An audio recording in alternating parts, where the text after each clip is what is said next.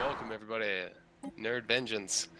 We are going to do some recording on Stellaris. This is kind of a new game for me. A little bit of the new game for Gankhuu as well. I believe, right? You got a couple more hours than I do. I started a game. I didn't get terribly far into it, but far enough. Yeah, I literally, this is the second time that I've started this up. So I only have about 80 hours, or not 80 hours, 80 minutes, 80 minutes into the game. So we'll see what happens. Huh. So I will, I guess, host a server. Copy. So host a new game, and let's see. Server name is going to be NVG, and I'm going to type in the password.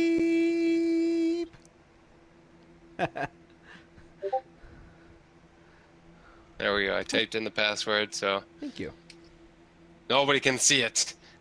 It's a super secret password. It's crazy difficult. It's crazy difficult to type in, so nobody can ever guess it. It's not password 123. Oh shoot! Was I not supposed to say that? Crap. Well, crap. Oh well. If people feel free to join. Sure. I don't know. No. So let's see. Game lobby. Still connecting over here. Oh, are you connecting to? You're connecting to mine. Direct join is what I was doing, but I'm going to change this here. Okay. Hold on. Scan the servers. While you're doing that, I'm going to go ahead and select my empire. Can we hold on for 30 minutes? Did you see that? Yeah, I saw it. I read it out loud. Hold on to what is my response? Oh, let's see. So we have the United Nations of Earth.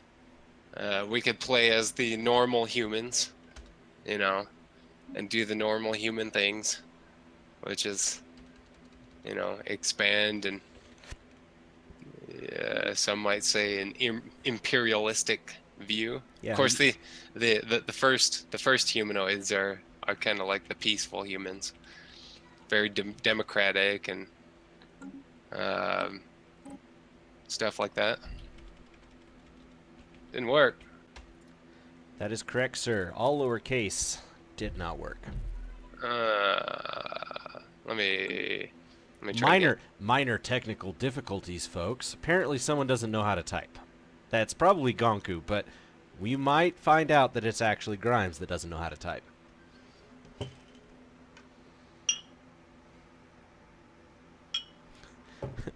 Okay, try it again. And by the way, everyone, Rainford says hi. Yeah, Rainford does say hi. He's good man. Yeah, so servers NVG, all caps. And the password, you know what it is. Super secret password 123. Oh, I mean, shoot. There I go again. P1234. Yeah. Wait, that's not a very average password. Okay, hold on. Let's see. Select Empire. Yeah, select an empire. So, back to what I was saying. United Nations Earth. Yeah, they're humanoids. They're very democratic. You know, it's kind of the I don't know. They're very Commonwealth. It looks like. I don't know. Maybe. So you know the Bernie Sanders and Obamas of the world. That's who rules this empire. Yeah, no. and then you have the oddly worded constitutional dictatorship of the other humanoid empire. Yeah, that kind of cancels each other out a little bit. Yeah, a little bit. I don't know. Yeah. I mean, they can have their constitution dictated by the dictator. Yeah. As long as I'm the dictator. Yeah, there you go. There you go. So I guess in this game, this is the more like Hitler-esque, because they got the little eagle emblem and all that stuff like Definitely, that. definitely my style. Yeah. Okay. And what else we got here? So we have what is it? The Zen, or is Oh, it sign? Zen? I don't know. Sign They're Empire? lizards for crying out loud. Yeah, they kind of look like lizards, something like that. They are very imperialistic, so this is like the Galactic Empire or something. Except for they're aliens. It's not Sith Lords or anything like that now. You Kingdom of Yendarim. These are they look like eagle people. Divine Empire, so they must be cultists, something like that. That's kind of interesting. And then we have the Zildar Star Collective. Those guys look like ugly mofos, and they live on an Arctic world. So did the last ones. Not a real fan of that. The Avians guy. No, the Avian guys live on Alpine world. Oh, right. So mountains. Frozen peaks of Yondarim. Yeah. Oh man. Whoa. The Chinor Stellar Union. You see those guys? Squid face. Yeah. Oh yeah, squid face. They live in an arid world, which Science. is kind of interesting because they're Squidish. they're squidish, but they live on a world that's lacking in water. I don't know. Anyway, so yeah, I'm not gonna go with those guys. Who are you thinking so far? I'm going to go with the Star Empire. Sign. Sign. The kind of exoskeleton lizard-looking. Yeah. Actually, you know what They they have warp look travel. like. You know what they look like. The head. You remember Men in Black?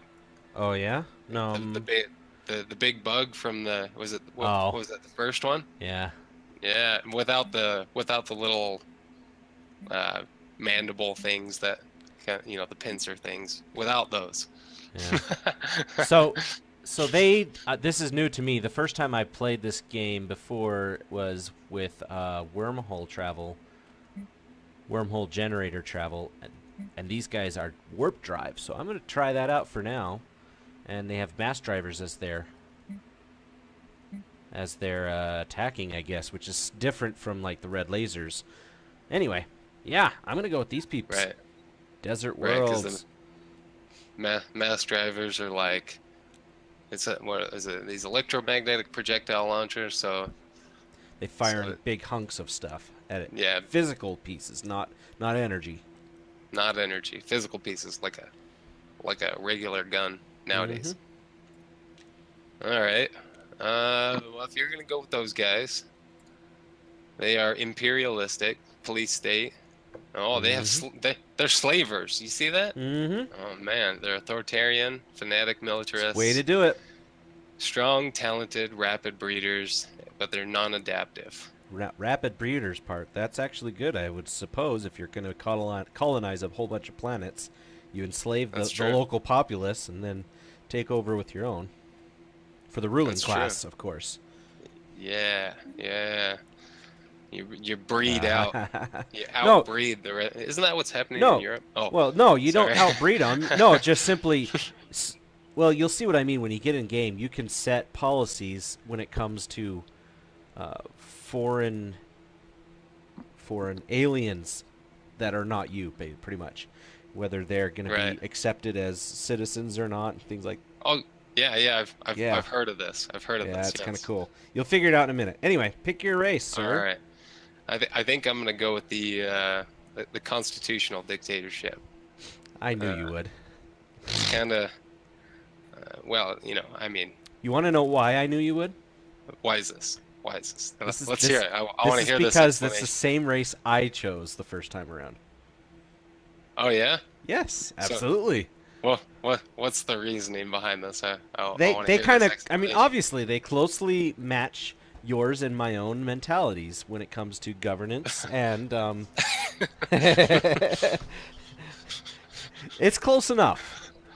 It's close We're enough. definitely not the limp-wristed, pansy, democratic. I mean, what did I say that out loud? Well, yeah. we're not of that mentality necessarily. We are definitely not of that mentality. So these are not exactly. This is not an ideal race that I wanted the first go round. I wanted somebody more aggressive, and that's what these people are. They have the old manifest destiny mentality. Yep. As opposed to, I mean, we're not exactly that way now, and you and I both are not entirely that far gone. No.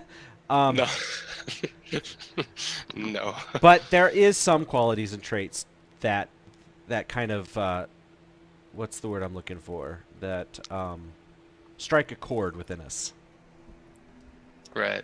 I think that the aspect that interests me more about this is, well, for one, we are playing a game, so being aggressive in this type of setting and stuff like that is more beneficial if you're starting out. You know what I'm saying?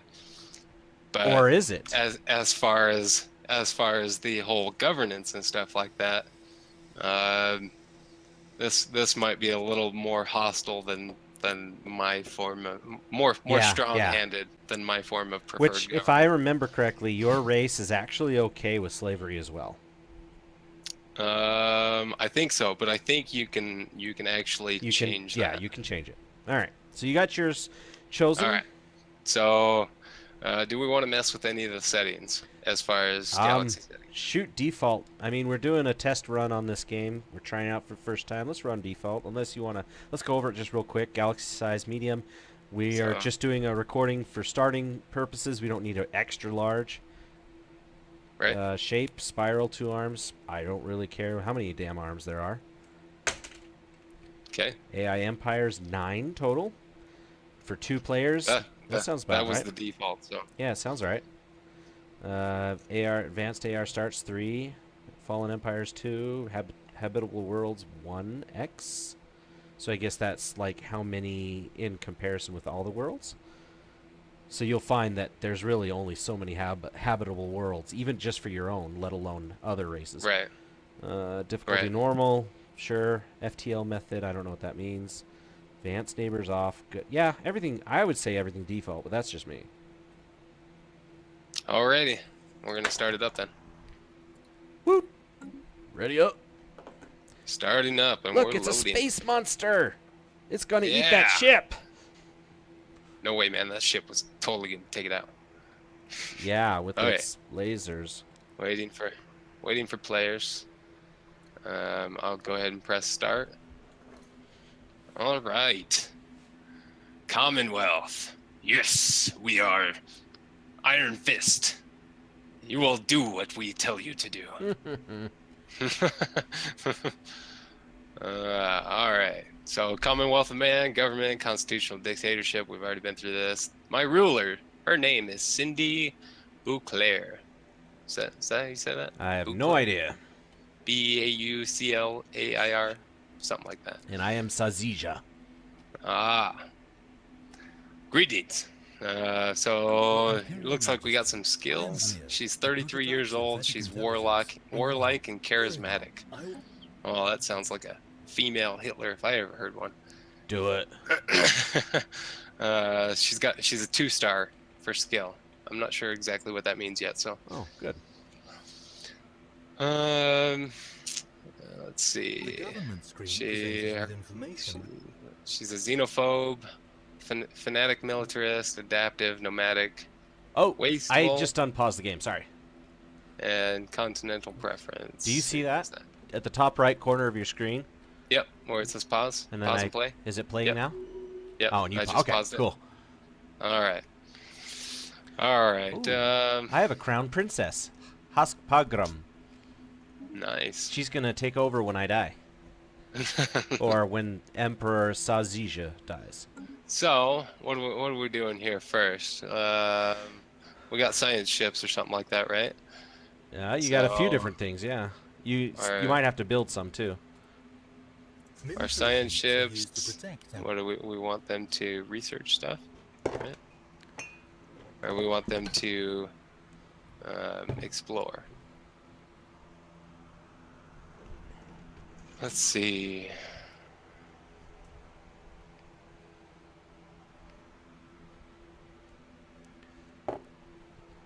Survey the system. Okay. Figured that part out. I remember that. I gotta survey the system. Let's go back up to technology and we'll start some research. Let's see. What kind of research do you got? Haven't even checked it out just yet. I was actually getting my science ship to start surveying this system and then moving on to the next. All right. Well, while you're doing that, looks like I have deflectors, quantum theory, and orbital energy conversion. The technology screen is where we will be directing our research efforts.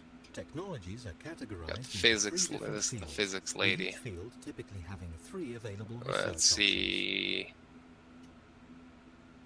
Solar panels, physics labs, or deflectors. I kind of like the physics labs because I like high-tech stuff. So for everybody that's wondering, whenever I play games like this, I kind of get the mentality of like the highest tech is king. It doesn't always work out to my favor that way, but I like to be the researcher and stuff like that. See, and we differ in that. I tend to be I like to have either the cash or money or be able to fund my massive military usually. So I like to kind of focus semi on trade, or, well, not trade necessarily, but an acquisition of monies or valuables. Right. Yeah. So I just set my science guy to survey the whole system. Some orange lines show up to tell me that over the course of when we're playing, right now we're paused, he will go through each individual system and survey it in action, like one after another. So. Okay. Right. So I press play. So we're going. My guy's going to a gas giant right now. He's gonna survey some stuff. Yeah. Yep. And you will also note that you have a construction ship available. Oh, yep. And that will be available to build things for you, of course, like mining and other platforms and things. Mining outposts and stuff like that, right? Yep. Note that you can also build more if you need them. Also, another thing of note, you might want to not like right this second, but keep in mind that your leaders do actually die over time. Right. So whether they die on a mission or they die of old age or some accident or whatever, you will have to replace them eventually, and that will cost. Generally, that costs influence, which is the purple icon on the top. So just be aware of that in the future. Like if you want like a commander to command a naval fleet, whatever, an admiral I think is what they call them, you'll have to have enough influence to actually get that dude. Or if one of your science officers dies, you can't perform science research anymore on either the planet or even of your research projects. Then you got to replace him with another research guy. So keep that in mind. That's right. That'll probably be one of the kind of a challenge with like a dictatorship type thing, because you're not holding elections and replacing leaders. And stuff well, like that. There are elections in this, but that's for your main leader. Oh, okay. So well, all right. Everybody you else. Guys will have an elections process. I don't know if my race will, because I have an heiress. Okay. So the constitutional dictatorship still has. Yes, elections. And you can actually influence that election with influence. All right. I'm going to go build a mining thing on a small moon outside of this frozen gas giant. Well, guys, thanks for joining us. This is our Grimmes. Thanks for joining me and Gankhuu and some Stellaris. Make sure to like and subscribe, and we'll take a break from here, and we'll see you again next time. Thanks.